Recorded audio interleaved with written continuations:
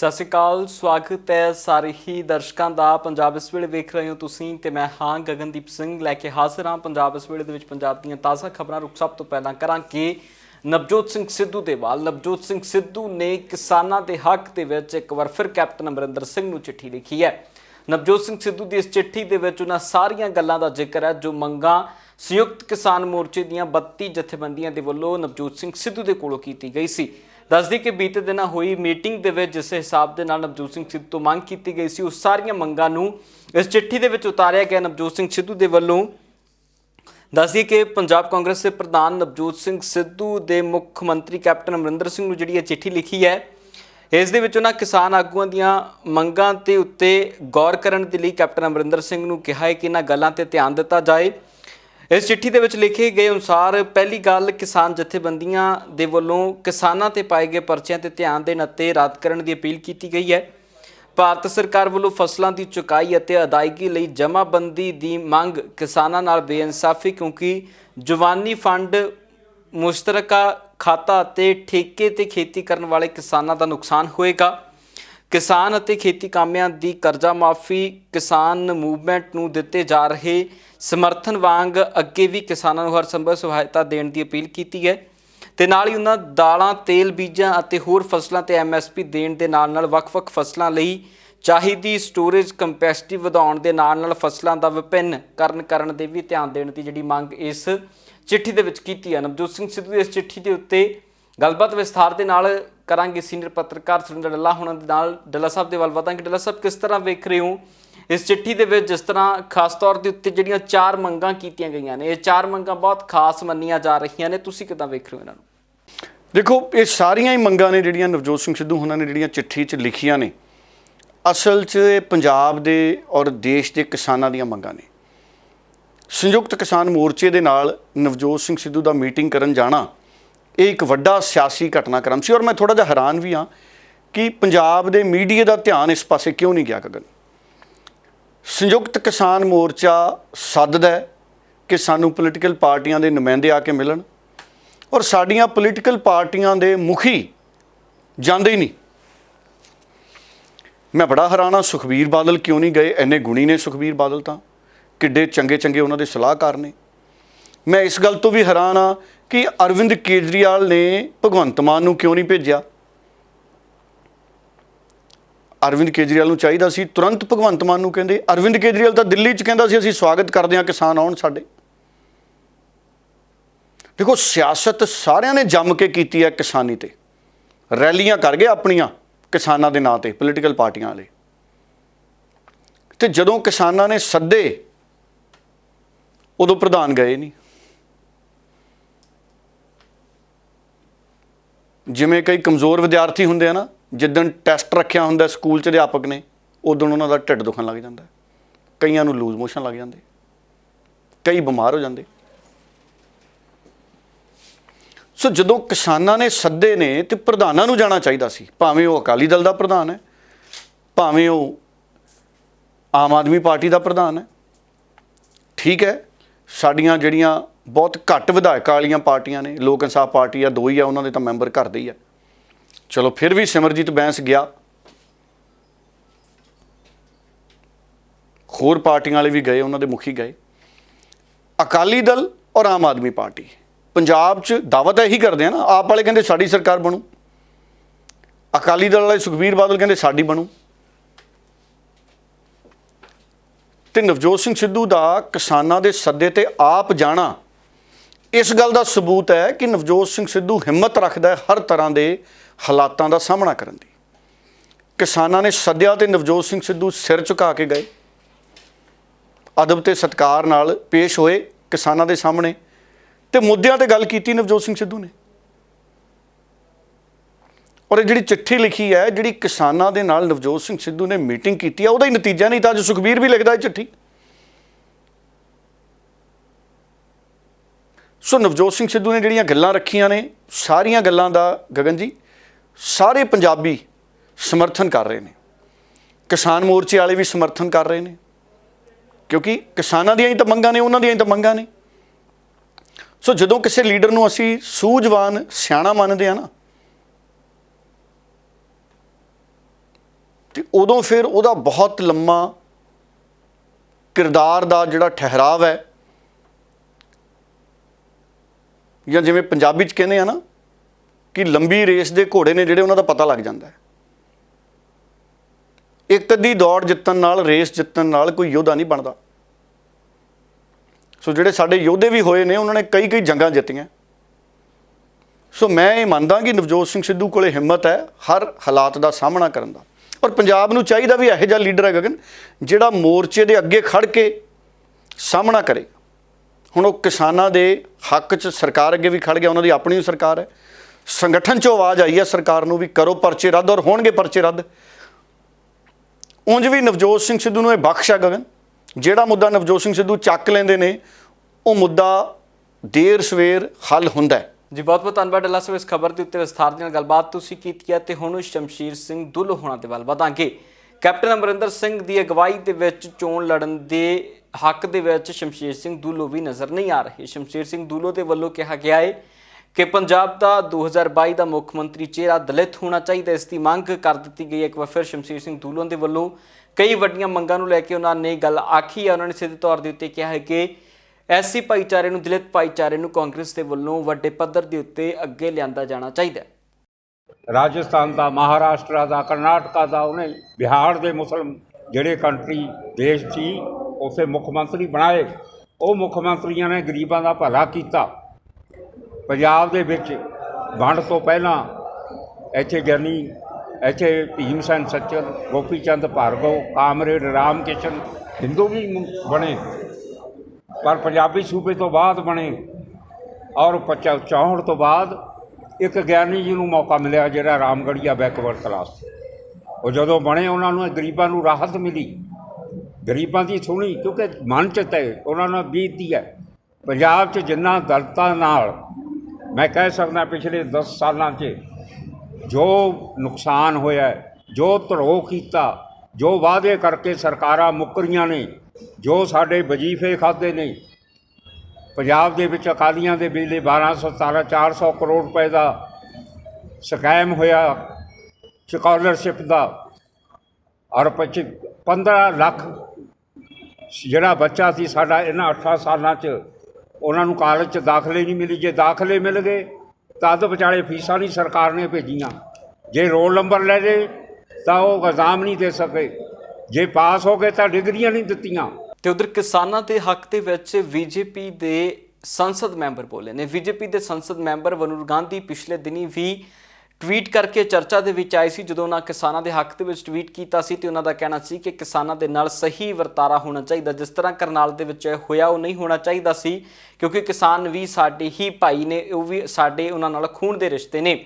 ਅਜਿਹੀ ਗੱਲ ਉਹਨਾਂ ਦੇ ਵੱਲੋਂ ਕੀਤੀ ਗਈ ਸੀ, ਜਿਸ ਕਾਰਨ ਉਹ ਚਰਚਾਵਾਂ ਦੇ ਵਿੱਚ ਰਹੇ ਨੇ। ਇੱਕ ਵਾਰ ਫਿਰ ਤੋਂ ਵਰੁਣ ਗਾਂਧੀ ਦੇ ਵੱਲੋਂ, ਜੋ ਕਿ ਬੀਜੇਪੀ ਦੇ ਸੰਸਦ ਨੇ, ਉਹਨਾਂ ਨੇ ਇੱਕ ਵਾਰ ਫਿਰ ਕਿਸਾਨਾਂ ਦੇ ਹੱਕ ਦੇ ਵਿੱਚ ਚਿੱਠੀ ਉੱਤਰ ਪ੍ਰਦੇਸ਼ ਦੇ ਮੁੱਖ ਮੰਤਰੀ ਯੋਗੀ ਆਦਿੱਤਿਆਨਾਥ ਨੂੰ ਲਿਖੀ ਹੈ, ਜਿਸ ਦੇ ਵਿੱਚ ਉਹਨਾਂ ਮੰਗ ਕੀਤੀ ਹੈ ਕਿ ਕਿਸਾਨਾਂ ਨੂੰ ਮਿਲ ਰਹੀ ਪ੍ਰਧਾਨ ਮੰਤਰੀ ਕਿਸਾਨ ਨਿਧੀ ਯੋਜਨਾ ਦੇ ਤਹਿਤ ਰਕਮ ਨੂੰ ਵਾਧਾ ਕੀਤਾ ਜਾਵੇ। ਇਸ ਰਕਮ ਦੇ ਵਿੱਚ ਗੰਨੇ ਦੀ ਕੀਮਤ ਦੇ ਵਿੱਚ ਵਾਧੇ ਦੀ ਵੀ ਮੰਗ ਉਹਨਾਂ ਦੇ ਵੱਲੋਂ ਕੀਤੀ ਗਈ ਹੈ। ਦੱਸਦੀ ਕਿ ਇਸ ਚਿੱਠੀ ਦੇ ਵਿੱਚ, ਜੋ ਚਿੱਠੀ 3 ਪੇਜਾਂ ਦੀ ਲਿਖੀ ਗਈ ਹੈ, ਇਹ ਚਿੱਠੀ ਵਰੁਣ ਗਾਂਧੀ ਦੇ ਵੱਲੋਂ ਲਿਖੀ ਗਈ ਹੈ, ਜਿਸ ਦੇ ਵਿੱਚ ਉਹਨਾਂ ਮੰਗ ਕੀਤੀ ਹੈ ਕਿ ਪ੍ਰਧਾਨ ਮੰਤਰੀ ਕਿਸਾਨ ਯੋਜਨਾ ਦੀ ਰਾਸ਼ੀ ਦੁੱਗਣੀ ਕਰਨ ਅਤੇ ਡਿਜੀਟਲ ਸਬਸਿਡੀ ਦੇਣ ਦੀ ਜਿਹੜੀ ਮੰਗ ਉਹਨਾਂ ਦੇ ਵੱਲੋਂ ਕੀਤੀ ਗਈ ਹੈ। ਯੋਗੀ ਨੂੰ ਲਿਖੇ ਆ ਇਸ 3 ਪੰਨਿਆਂ ਦੀ ਚਿੱਠੀ 'ਚ ਵਰੁਣ ਗਾਂਧੀ ਨੇ ਕਿਸਾਨਾਂ ਦੀ ਸਮੱਸਿਆਵਾਂ ਤੇ ਉਹਨਾਂ ਦੀ ਮੰਗ ਦਾ ਜ਼ਿਕਰ ਕੀਤਾ। ਇਸ ਤੋਂ ਨਾਲ ਉਹਨਾਂ ਨੇ ਸਮੱਸਿਆਵਾਂ ਦੇ ਹੱਲ ਦੇ ਲਈ ਵੀ ਸੁਝਾਅ ਦਿੱਤੇ ਨੇ। ਵਰੁਣ ਗਾਂਧੀ ਨੇ ਕਿਸਾਨਾਂ ਦੀਆਂ ਸਮੱਸਿਆਵਾਂ ਨੂੰ ਲੈ ਕੇ ਯੋਗੀ ਆਦਿੱਤਿਆਨਾਥ ਨੂੰ ਲਿਖੀ ਚਿੱਠੀ ਦੀ ਕਾਪੀ ਟਵੀਟ ਵੀ ਕੀਤੀ ਹੈ। ਚਿੱਠੀ ਦੇ ਵਿੱਚ ਵਰੁਣ ਗਾਂਧੀ ਨੇ ਗੰਨੇ ਦੀ ਕੀਮਤ 400 ਰੁਪਏ ਪ੍ਰਤੀ ਕੁਆਂਟਲ ਕਰਨ ਦਾ ਸੁਝਾਅ ਦਿੱਤਾ ਹੈ, ਜਦਕਿ ਉੱਤਰ ਪ੍ਰਦੇਸ਼ 'ਚ ਇਸ ਦੀ ਮੌਜੂਦਾ ਕੀਮਤ 315 ਰੁਪਏ ਪ੍ਰਤੀ ਕੁਆਂਟਲ ਤੈਅ ਕੀਤੀ ਗਈ ਹੈ। ਇਸ ਤੋਂ ਇਲਾਵਾ ਵਰੁਣ ਗਾਂਧੀ ਨੇ ਕਿਹਾ ਹੈ ਕਿ ਕਿਸਾਨਾਂ ਨੂੰ ਕਣਕ ਅਤੇ ਝੋਨੇ ਦੀ ਸਰਕਾਰੀ ਖਰੀਦ ਤੇ ਘੱਟੋ-ਘੱਟ ਸਮਰਥਨ ਮੁੱਲ ਤੋਂ 200 ਰੁਪਏ ਪ੍ਰਤੀ ਕੁਆਂਟਲ ਦੀ ਦਰ ਨਾਲ ਵਾਧੂ ਬੋਨਸ ਦਿੱਤਾ ਜਾਣਾ ਚਾਹੀਦਾ। ਉਹਨਾਂ ਨੇ ਮੰਗ ਕੀਤੀ ਹੈ ਕਿ ਪ੍ਰਧਾਨ ਮੰਤਰੀ ਕਿਸਾਨ ਸਨਮਾਨ ਨਿਧੀ ਯੋਜਨਾ ਦੇ ਤਹਿਤ ਜੋ ਰਾਸ਼ੀ ਦਿੱਤੀ ਜਾਂਦੀ ਹੈ ਉਹ 6000 ਰੁਪਏ ਪ੍ਰਤੀ ਸਾਲ ਹੈ, ਇਸ ਨੂੰ ਵਧਾ ਕੇ 12000 ਰੁਪਏ ਪ੍ਰਤੀ ਸਾਲ ਕੀਤਾ ਜਾਣਾ ਚਾਹੀਦਾ ਹੈ। ਇਸ ਦੇ ਨਾਲ ਹੀ ਬਿਜਲੀ ਅਤੇ ਡੀਜ਼ਲ ਕੀਮਤਾਂ ਨੂੰ ਵੀ ਉਹਨਾਂ ਦੇ ਵੱਲੋਂ ਕਿਹਾ ਗਿਆ ਕਿ ਚਿੰਤਾ ਦਾ ਵਿਸ਼ਾ ਜੋ ਲਗਾਤਾਰ ਵਧਦੀ ਜਾ ਰਹੀ ਹੈ। ਇਸ ਦੇ ਲਈ ਉਹਨਾਂ ਕਿਹਾ ਹੈ ਕਿ ਕਿਸਾਨਾਂ ਨੂੰ ਡੀਜ਼ਲ ਤੇ 20 ਰੁਪਏ ਪ੍ਰਤੀ ਲੀਟਰ ਦੀ ਸਬਸਿਡੀ ਦੇਣੀ ਚਾਹੀਦੀ ਹੈ ਤੇ ਬਿਜਲੀ ਦਰਾਂ ਦੇ ਵਿੱਚ ਵੀ ਕਟੌਤੀ ਕਰਨੀ ਚਾਹੀਦੀ ਹੈ। ਇਹ ਵੀ ਉਹਨਾਂ ਦੇ ਵੱਲੋਂ ਮੰਗ ਇਸ ਚਿੱਠੀ ਦੇ ਵਿੱਚ ਕੀਤੀ ਗਈ ਹੈ। ਇਸ ਦੇ ਲਈ ਵੀ ਗੱਲਬਾਤ ਦੇ ਲਈ ਸਿੱਧਾ ਚੱਲਾਂਗੇ ਸੀਨੀਅਰ ਪੱਤਰਕਾਰ ਵਿਜੇ ਮੌਰਿਆ ਹੋਣਾ ਦੇ ਵੱਲ। ਮੌਰਿਆ ਸਾਹਿਬ, ਕਿਸ ਤਰ੍ਹਾਂ ਵੇਖ ਰਹੇ ਹੋ? ਇੰਜ ਲੱਗ ਰਿਹਾ ਹੈ ਜਿੱਦਾਂ ਪੰਜਾਬ 'ਚੋਂ ਤੁਰਿਆ ਟ੍ਰੈਂਡ ਹੁਣ ਉੱਤਰ ਪ੍ਰਦੇਸ਼ ਦੇ ਵਿੱਚ ਪਹੁੰਚ ਚੁੱਕਿਆ। ਪੰਜਾਬ ਦੇ ਮੁੱਖ ਮੰਤਰੀ ਗੰਨੇ ਦੀਆਂ ਕੀਮਤਾਂ ਵਧਾਉਂਦੇ ਨੇ ਤੇ ਉਸ ਤੋਂ ਬਾਅਦ ਉਹਨਾਂ ਦੇ ਮੂੰਹ 'ਚ ਲੱਡੂ ਕਿਸਾਨਾਂ ਦੇ ਵੱਲੋਂ ਪਾਇਆ ਜਾਂਦਾ ਹੈ। ਉਸ ਤੋਂ ਬਾਅਦ ਬੀਤੇ ਦਿਨ ਦੀ ਕੀਮਤ ਹਰਿਆਣੇ ਦੇ ਵਿੱਚ ਵੀ ਵਧਾ ਦਿੱਤੀ ਗਈ ਹੈ ਤੇ ਹੁਣ ਇਸੇ ਤਰ੍ਹਾਂ ਕੀਮਤ ਵਧਾਉਣ ਦੀ ਚਰਚਾਵਾਂ ਯੂਪੀ ਦੇ ਵਿੱਚ ਵੀ ਨੇ। ਕਿੱਦਾਂ ਵੇਖ ਰਹੇ ਹੋ ਸਾਰੇ ਫੈਸਲੇ ਨੂੰ? ਗਗਨ ਜੀ, ਜਿਹੜੀ ਤੁਸੀਂ ਖਬਰ ਦੀ ਚਰਚਾ ਕਰ ਰਹੇ ਹੋ, Varun Gandhi member of parliament BJP, ਉਹਨਾਂ ਨੇ ਇਸ ਚਿੱਠੀ ਰਾਹੀਂ ਇੱਕ ਤਰੀਕੇ ਨਾਲ ਕਹਿ ਸਕਦੇ ਆਪਾਂ ਕਿ ਕਿਸਾਨ ਹਿਤੈਸ਼ੀ, ਕਿਸਾਨਾਂ ਦੇ ਹਮਦਰਦ ਹੋਣ ਦੀ ਗੱਲ ਕੀਤੀ ਹੈ। ਮੈਂ ਸਮਝਦਾ ਕਿ ਵਰੁਣ ਗਾਂਧੀ ਦੀ ਇਸ ਮਸਲੇ ਤੇ ਤਾਰੀਫ ਕਰਨੀ ਚਾਹੀਦੀ ਕਿ ਉਹਨਾਂ ਨੂੰ ਕਿਸਾਨ ਭਰਾਵਾਂ ਦੀ ਹਮਦਰਦੀ ਹੈਗੀ ਹੈ ਔਰ ਉਹਨਾਂ ਦੇ ਭਲੇ ਲਈ, ਉਹਨਾਂ ਦੇ ਵਿਕਾਸ ਲਈ, ਉਹਨਾਂ ਦੀ ਜੀਵਨ ਸ਼ੈਲੀ ਵਧੀਆ ਕਰਨ ਲਈ ਉਹਨਾਂ ਨੇ ਇਹ ਚਿੱਠੀ ਯੋਗੀ ਆਦਿੱਤਿਆਨਾਥ ਨੂੰ ਲਿਖੀ ਹੈ ਔਰ ਕਿਤੇ ਨਾ ਕਿਤੇ ਕੇਂਦਰ ਸਰਕਾਰ ਨੂੰ ਵੀ ਇਸ਼ਾਰਾ ਕੀਤਾ ਕਿ ਉਹ ਜਿਹੜੀਆਂ ਉਹਨਾਂ ਨੇ ਮੰਗੀਆਂ ਨੇ ਉਹਨੂੰ ਪੂਰਾ ਕੀਤਾ ਜਾਏ। ਇਹਦੇ ਨਾਲ ਕਿਸਾਨਾਂ ਦਾ ਫਾਇਦਾ ਹੋਏਗਾ। ਉਹਨਾਂ ਨੇ ਜਿਹੜੀ ਸਭ ਤੋਂ ਵੱਡੀ ਗੱਲ ਕੀਤੀ ਹੈ ਉਹ ਇਹ ਹੈ ਕਿ ਉਹਨਾਂ ਨੇ 6000 ਜਿਹੜੇ ਕਿਸਾਨ सम्मान निधि योजना ਦੇ ਤਹਿਤ ਸਾਲ ਦੇ ਵਿੱਚ PM ਮੋਦੀ ਗਵਰਨਮੈਂਟ ਜਿਹੜੀ ਹੈ ਉਹ ਜਿਹੜੀ ਦੇ ਰਹੀ ਹੈ 6000 ਰੁਪਇਆ, ਉਹਨੂੰ 12000 ਰੁਪਏ ਕਰਨ ਦੀ ਗੱਲ ਕੀਤੀ ਹੈ। ਮੈਂ ਸਮਝਦਾ ਕਿ ਇਹਦੇ ਨਾਲ ਕਿਸਾਨਾਂ ਨੂੰ ਬਹੁਤ ਲਾਭ ਮਿਲੇਗਾ। ਇਸ ਤੋਂ ਇਲਾਵਾ ਇੱਕ ਗੱਲ ਹੋਰ ਸਾਫ਼ ਹੋ ਜਾਂਦੀ, ਜਿਸ ਤਰ੍ਹਾਂ 3 ਖੇਤੀ ਕਾਨੂੰਨ ਬਿੱਲਾਂ ਨੂੰ ਲੈ ਕੇ ਕਿਸਾਨ ਸੰਘਰਸ਼ ਕਰ ਰਹੇ ਦਿੱਲੀ ਦੇ ਵਿੱਚ ਔਰ ਤਕਰੀਬਨ 9 ਮਹੀਨੇ ਤੋਂ ਵੱਧ ਹੋ ਚੁੱਕੇ ਉਹਨਾਂ ਦੀ ਜਿਹੜੀ ਮੰਗਾਂ ਨੂੰ ਲੈ ਕੇ ਅਜੇ ਤੱਕ ਕੇਂਦਰ ਸਰਕਾਰ ਨੇ ਸੁਣਵਾਈ ਨਹੀਂ ਕੀਤੀ ਹੈ। ਇਹਦਾ ਕਿਤੇ ਨਾ ਕਿਤੇ ਉਹਨਾਂ ਨੇ ਦਰਦ ਸਮਝਿਆ ਸੀਗਾ ਤੇ ਪਿੱਛੇ ਉਹਨਾਂ ਨੇ ਇੱਕ ਚਿੱਠੀ ਸੈਂਟਰ ਗਵਰਨਮੈਂਟ ਨੂੰ, ਜਿਹੜੀ ਬੀਜੇਪੀ ਦੀ ਇਸ ਟਾਈਮ ਐਨਡੀਏ ਗਵਰਨਮੈਂਟ ਹੈ, ਉਹਨੂੰ ਉਹ ਪ੍ਰਾਈਮ ਮਿਨਿਸਟਰ ਆਫ ਇੰਡੀਆ ਨੂੰ ਲਿਖੀ ਸੀ ਕਿ ਕਿਸਾਨਾਂ ਦੇ ਦੁੱਖਾਂ ਨੂੰ ਸਮਝਿਆ ਜਾਏ, ਉਹਨਾਂ ਨਾਲ ਹਮਦਰਦੀ ਨਾਲ ਪੇਸ਼ ਆਇਆ ਜਾਏ। ਖਾਸ ਤੌਰ ਤੇ ਕਰਨਾਲ ਦੇ ਸੰਬੰਧ 'ਚ ਉਹਨਾਂ ਨੇ ਚਿੱਠੀ ਲਿਖੀ ਸੀਗੀ ਔਰ ਜਿਸ ਤਰ੍ਹਾਂ ਉਹਨਾਂ ਦਾ ਇਸ਼ਾਰਾ ਸੀ ਉੱਤੇ ਕਿਤੇ ਨਾ ਕਿਤੇ ਗੱਲ ਸਾਫ਼ ਹੋ ਰਹੀ ਸੀ ਕਿ ਜਿਹੜੇ ਬੀਜੇਪੀ ਦੇ ਵੀ ਜਿਹੜੇ ਮੈਂਬਰ ਆਫ ਪਾਰਲੀਮੈਂਟ ਨੇ ਉਹ ਸਮਝ ਰਹੇ ਹੈ ਕਿ ਕਿਸਾਨਾਂ ਦੀ ਪ੍ਰੋਬਲਮ ਕਿਸ ਤਰ੍ਹਾਂ ਬਹੁਤ ਜ਼ਿਆਦਾ ਬਣੀ ਹੋਈ ਹੈ ਔਰ ਉਹਨੂੰ ਹੱਲ ਕਰਨ ਲਈ ਸਰਕਾਰ ਨੂੰ ਸੰਜੀਦਾ ਹੋਣਾ ਪਏਗਾ। ਤਾਂ ਮੈਂ ਸਮਝਦਾ ਕਿ ਵਰੁਣ ਗਾਂਧੀ ਜਿਸ ਤਰ੍ਹਾਂ ਇਸ ਖੇਤਰ ਦੇ ਵਿੱਚ ਆ ਕੇ ਗੱਲ ਕਰ ਰਹੇ ਕਿਸਾਨਾਂ ਦੀ, ਮੈਨੂੰ ਲੱਗਦਾ ਕਿ ਪਾਰਟੀ ਦੇ ਹੋਰ ਵੀ ਜਿਹੜੇ ਵੱਡੇ ਲੀਡਰ ਹੈ ਉਹ ਆਉਂਦਿਆਂ ਸਮੇਂ ਦੇ ਵਿੱਚ ਪਾਰਟੀ 'ਚ ਇੱਕ ਦਬਾਅ, ਇੱਕ ਪ੍ਰੈਸ਼ਰ ਬਣਾਉਣਗੇ ਕਿ ਕਿਸਾਨਾਂ ਦੇ ਬਿੱਲਾਂ ਨੂੰ ਲੈ ਕੇ ਵੀ ਕੋਈ ਨਾ ਕੋਈ ਰਾਸਤਾ ਕੱਢਿਆ ਜਾਏ। ਜਿੱਥੇ ਇੱਕ ਪਾਸੇ ਨਵੇਂ ਯੁੱਗ ਦੇ ਵਿੱਚ ਲੋਕ ਮਾਡਰਨ ਹੁੰਦੇ ਜਾ ਰਹੇ ਨੇ, ਨੌਜਵਾਨ ਪੀੜ੍ਹੀ ਵਿਰਸੇ ਅਤੇ ਵਿਰਾਸਤ ਤੋਂ ਦੂਰ ਹੁੰਦੀ ਜਾ ਰਹੀ ਹੈ ਤੇ ਵਿਰਾਸਤੀ ਸਮਾਨਾਂ ਨੂੰ ਵੇਖਣ ਦੇ ਲਈ ਹੁਣ ਦੂਰ ਦੂਰ ਜਾਣਾ ਪੈ ਰਿਹਾ ਹੈ ਤੇ ਮਿਊਜ਼ੀਅਮਾਂ ਦੇ ਵਿੱਚ ਜਾ ਕੇ ਇਹਨਾਂ ਦੇ ਦਰਸ਼ਨ ਕਰਨੇ ਪੈ ਰਹੇ ਨੇ। ਪਰ ਅਜਿਹੇ ਤੌਰ ਦੇ ਵਿੱਚ ਜਦੋਂ ਨੌਜਵਾਨ ਪੀੜ੍ਹੀ ਅੱਗੇ ਵਧਦੀ ਹੈ ਤੇ ਅਜਿਹੇ ਸਮਾਨ ਨੂੰ ਸੰਭਾਲਣ ਦੀ ਕੋਸ਼ਿਸ਼ ਕਰਦੀ ਹੈ ਤਾਂ ਇਹ ਵਾਕਿਆ ਹੀ ਪੰਜਾਬੀ ਅਤੇ ਪੰਜਾਬੀਅਤ ਨੂੰ ਪਿਆਰ ਕਰਨ ਵਾਲੇ ਲੋਕਾਂ ਦੇ ਲਈ ਵੱਡੀ ਗੱਲ ਬਣ ਜਾਂਦੀ ਹੈ। ਤਸਵੀਰਾਂ ਤੁਹਾਨੂੰ ਵਿਖਾ ਰਹੇ ਹਾਂ, ਇਹ ਤਸਵੀਰਾਂ ਜਿਹੜੀਆਂ ਨੇ ਬਹੁਤ ਖਾਸ ਤਸਵੀਰਾਂ ਨੇ। ਇਹ ਝਨੀਰ ਦੇ ਪਿੰਡ ਲਾਲੀਆਂ ਵਾਲੀਆਂ ਦੀਆਂ ਨੇ, ਜਿੱਥੇ ਦੇ ਰਹਿਣ ਵਾਲੇ ਗੁਰਜੀਤ ਸਿੰਘ ਨੇ, ਜਿਨ੍ਹਾਂ ਦੇ ਵੱਲੋਂ ਵਿਰਾਸਤੀ ਸੰਦਾਂ ਨੂੰ ਆਪਣੇ ਘਰ ਦੇ ਵਿੱਚ ਸ਼ਾਨ ਬਣਾ ਕੇ ਸਜਾਇਆ ਗਿਆ ਹੈ। ਦੱਸ ਦਈਏ ਕਿ ਇਹਨਾਂ ਕੋਲ ਹਰ ਤਰ੍ਹਾਂ ਦਾ ਖੇਤੀਬਾੜੀ ਦਾ ਵਿਰਾਸਤੀ ਸੰਦ ਹੈ ਜੋ ਕਿ ਪੰਜਾਬ ਦੇ ਵਿਰਸੇ ਅਤੇ ਵਿਰਾਸਤ ਦੇ ਨਾਲ ਬਹੁਤ ਵੱਡਾ ਗੂੜਾ ਅਤੇ ਡੂੰਘਾ ਸੰਬੰਧ ਰੱਖਦੇ ਨੇ। ਇਹ ਸਾਰੇ ਸੰਦਾਂ ਦੀ ਤਸਵੀਰ ਤੁਸੀਂ ਵੇਖ ਸਕਦੇ ਹੋ। ਖੇਤੀਬਾੜੀ ਦੇ ਅਜਿਹੇ ਸੰਦ ਨੇ ਜਿਨ੍ਹਾਂ ਦੇ ਨਾਮ ਅਜੋਕੇ ਸਮੇਂ ਦੇ ਵਿੱਚ ਸਾਡੀ ਨੌਜਵਾਨੀ ਪੀੜ੍ਹੀ ਤੱਕ ਭੁੱਲਦੀ ਜਾ ਰਹੀ ਹੈ, ਕਿਉਂਕਿ ਜਿਵੇਂ ਜਿਵੇਂ ਅਸੀਂ ਵਿਗਿਆਨ ਦੇ ਯੁੱਗ ਦੇ ਵਿੱਚ ਤਰੱਕੀ ਕਰ ਰਹੇ ਹਾਂ ਉਵੇਂ ਅਸੀਂ ਆਪਣੇ ਵਿਰਸੇ ਅਤੇ ਵਿਰਾਸਤ ਤੋਂ ਵੀ ਦੂਰ ਹੁੰਦੇ ਜਾ ਰਹੇ ਹਾਂ। ਜਦੋਂ ਗੱਡਿਆਂ ਤੇ ਰੇਹੜੀਆਂ ਦੇ ਉੱਤੇ ਖੇਤੀ ਹੁੰਦੀ ਸੀ, ਜਦੋਂ ਹਲ ਬਲਦਾਂ ਦੇ ਨਾਲ ਲਿਜਾਏ ਜਾਂਦੇ ਸੀ, ਤਾਂ ਉਹਨਾਂ ਮੌਕਿਆਂ ਦੇ ਉੱਤੇ ਜਿਸ ਤਰ੍ਹਾਂ ਦਾ ਸਮਾਨ ਹੁੰਦਾ ਸੀ, ਜਿਸ ਤਰ੍ਹਾਂ ਦੇ ਸੰਦ ਹੁੰਦੇ ਸੀ ਖੇਤੀਬਾੜੀ ਦੇ, ਉਹ ਸਾਰੇ ਹੁਣ ਅਲੋਪ ਹੁੰਦੇ ਜਾ ਰਹੇ। ਉਹਨਾਂ ਸਭ ਨੂੰ ਸਾਂਭ ਕੇ ਨੌਜਵਾਨ ਅੱਗੇ ਵਿਰਸੇ ਅਤੇ ਵਿਰਾਸਤ ਨੂੰ ਲਿਜਾ ਰਹੇ ਨੇ। ਜਿਹੜਾ ਪੁਰਾਣੇ ਸੰਦਾਂ ਦਾ ਸ਼ੌਂਕ ਆ ਜੀ, ਬਚਪਨ 'ਚ ਹੀ ਸ਼ੌਂਕ ਆ ਜੀ। ਵਾਹਣ ਥੋੜ੍ਹਾ ਹੁੰਦਾ ਸੀ, ਜੋ ਕਿਰਾਏ 'ਤੇ ਵਾਹੁੰਦੇ ਤਾਂ ਬਲਦ ਜਾਂ ਉੱਠ 1986 ਤੇ 80 ਬਲਦਾਂ ਉੱਠਾਂ ਨਾਲ ਵਾਹਣ ਵਾਹੁੰਦੀ ਸੀ। ਕੋਈ ਸੀਲਰ ਲਵਾਉਣੇ, ਗਮਾਰਾ ਬੀਜਣਾ ਜਾਂ ਉਦੋਂ ਸਰੋਂ ਬੀਜਦੀਆਂ। ਉਸੇ ਕਰਕੇ ਨਿੱਕੇ ਹੁੰਦਿਆਂ ਨੂੰ ਸ਼ੌਂਕ ਪੈ ਗਿਆ ਲਈ ਇੱਕ ਦਿਨ ਇਹ ਸਮਾਨ ਇਕੱਠਾ ਕਰਨਾ। ਹੌਲੀ ਹੌਲੀ ਸ਼ੌਂਕ ਪਿਆ ਜੀ। ਫਿਰ ਲਾਗਲੇ ਪਿੰਡਾਂ 'ਚ ਹੁਣ ਮੈਂ ਜੋ ਕੰਪਿਊਟਰ ਕਰਾ ਲਾਉਣ ਜਾਂਦਾ ਜੀ, ਤਾਂ ਸਾਰੇ ਪਿੰਡਾਂ 'ਚ ਮੇਰੀ ਜਾਣ ਪਛਾਣ ਕਰਕੇ ਤਾਂ ਉਹਨਾਂ ਨੇ ਮੈਨੂੰ ਫ੍ਰੀ ਸਮਾਨ ਦਿੱਤਾ ਜੀ। ਪਿੰਡ ਨੇ ਜੀ ਉਹ ਲਾਲੇ ਵਾਲੀ, ਸਾਹਨੇ ਵਾਲੀ ਹੋ ਗਿਆ ਜੀ, ਝਨੀਰ ਹੋ ਗਿਆ ਜੀ, ਅਤੇ ਆਪਣਾ ਚਹਿਰਾਂ ਵਾਲੀ ਹੋ ਗਿਆ, ਰਾਪੁਰ ਹੋ ਗਿਆ, ਦਸੌਂਦੀਆ, ਭਲੇਈ, ਭੰਮੀ। ਇਹ ਪਿੰਡਾਂ ਜਿੰਨਾ ਮੈਂ ਕਰਾ ਲਵਾਂ ਮੈਨੂੰ ਸਾਰਾ ਸਮਾਨ ਜੀ, ਇਹ ਜਿਵੇਂ ਹਲ ਤਰਪਾਲੀ ਜਿੰਨਾ ਸਮਾਨ ਦਿੱਤਾ ਜੀ, ਸਾਰੇ ਫ੍ਰੀ ਦਿੱਤਾ ਇਹ ਸਮਾਨ। ਆਉਣ ਵਾਲੇ ਸਮੇਂ 'ਚ ਵੀ ਗੱਡਾ, ਜਿਵੇਂ ਉੱਠ ਰੇਹੜੀ ਹੁੰਦੀ ਸੀ, ਉੱਠ ਵੀ ਲੈ ਕੇ ਆਉਣਾ ਜੀ ਮੈਡੀ ਤੋਂ ਆਉਣ ਵਾਲੇ ਟਾਈਮ 'ਚ। ਇੱਕ ਜਣੇ ਕਿ ਜੀ ਆਪਣਾ ਹਲਟ ਹੁੰਦੇ ਜੀ, ਉਹ ਵੀ ਲਾਉਣਾ ਘਰੇ। ਵੱਡਾ ਇੰਜਨ ਚੱਕੀ 'ਤੇ ਚੱਲਦਾ ਹੁੰਦਾ ਸੀ 1982-83 'ਚ, ਉਹ ਵੀ ਲੈ ਕੇ ਆਉਣਾ ਜੀ ਆਉਣ ਵਾਲੇ ਨੌਜਵਾਨ ਪੀੜ੍ਹੀ ਨੂੰ ਦੱਸਣ ਲਈ। ਜਿਹੜੇ ਸਾਡੇ ਬਜ਼ੁਰਗ ਸੀ, ਵੀ ਪਹਿਲਾਂ ਇੱਕ ਹਾਲ ਵਾਹੁੰਦੇ, ਤੜਕੇ 4 ਵਜੇ ਜਾਂਦੇ ਤੇ ਹੱਥ ਨੂੰ ਕਿੱਲਾ ਵਾਹੁੰਦੇ, ਹੁਣ ਤਾਂ ਟਰੈਕਟਰ 1 ਘੰਟੇ 'ਚ 5-5 ਕਿੱਲੇ ਵਾਹੁੰਦਾ। ਤਾਂ ਤਾਂਹੀਓ ਸਾਡੇ ਬਜ਼ੁਰਗ ਨਰੋਏ ਤਾਕੜੇ ਸੀ, ਹੱਥੀਂ ਕੰਮ ਸੀ ਬਾਹਲਾ ਜੀ। ਜਿਨ੍ਹਾਂ ਨੇ ਪੁਰਾਣੇ ਵਿਰਸੇ ਦੀ ਸਾਂਭ ਸੰਭਾਲ ਕਰ ਰਹੇ ਨੇ, ਆਪਣੇ ਕੰਮ ਦੇ ਨਾਲ ਨਾਲ ਇੱਕ ਸ਼ੌਂਕ ਵੀ ਰੱਖਦੇ ਨੇ ਪੁਰਾਣੇ ਸੰਦਾਂ ਨੂੰ ਸਾਂਭਣ ਦਾ। ਤੇ ਸਾਡੇ ਬਜ਼ੁਰਗ ਨੇ ਜਿਹੜੇ ਇਹ ਸੰਦ ਇਹਨਾਂ ਨੇ ਸਾਂਭੇ ਹੋਏ ਨੇ, ਜਿਹੜੇ ਸਾਡੇ ਬਜ਼ੁਰਗ ਨੇ ਜਦੋਂ ਦੇਖਣ ਆਉਂਦੇ ਨੇ ਇਹਨਾਂ ਸੰਦਾਂ ਨੂੰ ਦੇਖ ਕੇ ਉਹਨਾਂ ਨੂੰ ਜਵਾਨੀ ਯਾਦ ਆਉਂਦੀ ਆ, 40-50 ਸਾਲ ਪਿੱਛੇ ਚਲੇ ਜਾਂਦੇ ਨੇ। ਤੇ ਉਹ ਟਾਈਮ ਯਾਦ ਕਰਕੇ ਉਹ ਬੜੇ ਖੁਸ਼ ਹੁੰਦੇ ਨੇ, ਉਹਨਾਂ ਨੂੰ ਸਕੂਨ ਮਿਲਦਾ ਗਾ ਇਹਨਾਂ ਸੰਦਾਂ ਨੂੰ ਦੇਖ ਕੇ, ਬੜੇ ਖੁਸ਼ ਹੁੰਦੇ ਨੇ, ਸਾਨੂੰ ਵੀ ਵਧੀਆ ਲੱਗਦਾ ਜੀ। ਤੇ ਇੱਕ ਮੇਨ ਮਕਸਦ ਸੰਦਾਂ ਨੂੰ ਸਾਂਭਣ ਦਾ, ਵਿਰਸੇ ਨੂੰ ਸਾਂਭਣ ਦਾ ਇਹ ਵੀ ਹੈਗਾ ਜੀ, ਜਿਹੜੇ ਸਾਡੇ ਅੱਜ ਦੀ ਪੀੜ੍ਹੀ ਆ, ਉਹਨਾਂ ਨੂੰ ਇਹ ਚੀਜ਼ਾਂ ਬਾਰੇ ਨਹੀਂ ਪਤਾ ਵੀ ਸਾਡੇ ਬਜ਼ੁਰਗ ਕਿਸ ਤਰ੍ਹਾਂ ਪਹਿਲਾਂ ਖੇਤੀ ਕਰਦੇ ਸੀਗੇ। ਉਹਨਾਂ ਤੋਂ ਐਂ ਲੱਗਦਾ ਵੀ ਇਸ ਤਰ੍ਹਾਂ ਹੀ ਟਰੈਕਟਰ ਵਾਲੀਆਂ ਸਾਰਾ ਕੁਝ ਮਸ਼ੀਨਰੀ ਦਾ ਯੁੱਗ ਐਂ ਸੀਗਾ ਇਹ।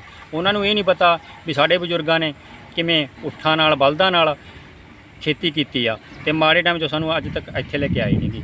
ਤਰਕਸ਼ੀਲ ਸਟੇਟੀ ਬੰਦੇ ਨੇ ਇਹ, ਵਹਿਮਾਂ ਭਰਮਾਂ ਤੋਂ ਦੂਰ ਰਹੋ, ਮਿਹਨਤ ਕਰੋ, ਮਿਹਨਤ ਕਰਕੇ ਆਪਣੇ ਮਾਂ ਪਿਓ ਦਾ ਨਾਂ ਰੋਸ਼ਨ ਕਰੋ। ਇਹਨਾਂ ਨੇ ਸਾਨੂੰ ਕੁਝ ਨਾ ਕੁਝ ਬਣ ਕੇ ਦਿਖਾਇਆ, ਨੌਜਵਾਨ ਪੀੜ੍ਹੀ ਨੇ ਬਹੁਤ ਕੁਝ ਸਿੱਖਿਆ ਇਹਨਾਂ ਤੋਂ, ਤੇ ਇਹ ਬਹੁਤ ਹੀ ਨੌਜਵਾਨ ਪੀੜ੍ਹੀ ਇਹਨਾਂ ਨੂੰ ਦੇਖ ਕੇ ਅੱਗੇ ਕੰਮਕਾਰ ਬਾਰੇ ਸਾਡੇ ਲਵੇ ਤਵੇ ਪਿੰਡਾਂ ਵਿੱਚ ਕਰ ਰਹੀ ਹੈ। ਇਹਨਾਂ ਨੇ ਨਸ਼ਿਆਂ ਤੋਂ ਦੂਰ ਕੀਤਾ, ਵਹਿਮਾਂ ਭਰਮਾਂ ਤੋਂ ਦੂਰ ਕੀਤਾ। ਧੰਨਵਾਦ। ਉਧਰ ਹਿਮਾਚਲ ਦੇ ਮੁੱਖ ਮੰਤਰੀ ਜੈਰਾਮ ਠਾਕੁਰ ਵੀ ਬੀਤੇ ਦਿਨਾਂ ਦਿੱਲੀ ਦੌਰੇ ਦੇ ਉੱਤੇ ਸਨ। ਦਿੱਲੀ ਦੌਰਾ ਸਮਾਪਤ ਕਰਨ ਤੋਂ ਬਾਅਦ ਉਹ ਵਾਪਸ ਪਹੁੰਚੇ ਨੇ ਤੇ ਇਸ ਮੌਕੇ ਦੇ ਉੱਤੇ ਉਹਨਾਂ ਨੇ ਦੱਸਿਆ ਕਿ ਦਿੱਲੀ ਦੇ ਵਿੱਚ ਰਹਿੰਦੇ ਉਹਨਾਂ ਨੇ ਕਈ ਕੇਂਦਰੀ ਮੰਤਰੀਆਂ ਨਾਲ ਮੁਲਾਕਾਤ ਵੀ ਕੀਤੀ ਹੈ ਤੇ ਹੁਣ ਹਿਮਾਚਲ ਦੇ ਵਿਕਾਸ ਅਤੇ ਪ੍ਰਸਾਰ ਦੇ ਲਈ ਬਹੁਤ ਵੱਡੀਆਂ ਯੋਜਨਾਵਾਂ ਆਉਣ ਵਾਲੇ ਦਿਨਾਂ ਦੇ ਵਿੱਚ ਲਾਗੂ ਹੋਣਗੀਆਂ।